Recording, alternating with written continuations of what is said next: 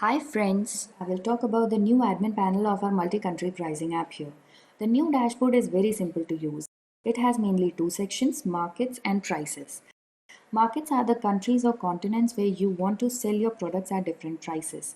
Here you can see the selected markets with currency in which you are setting prices and selling the products in that market.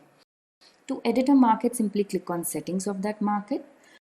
Now let's say you want to sell your product at different prices in Germany. Simply click on Create Market and configure currency settings for Germany.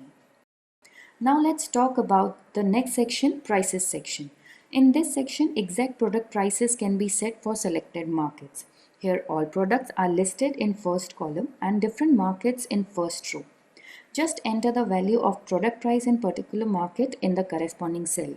For example, I am adding price for Australia for this particular variant. Simply hold and drag to copy the prices quickly.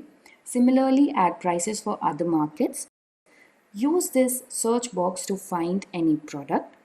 Finally, save the changes and you are all set.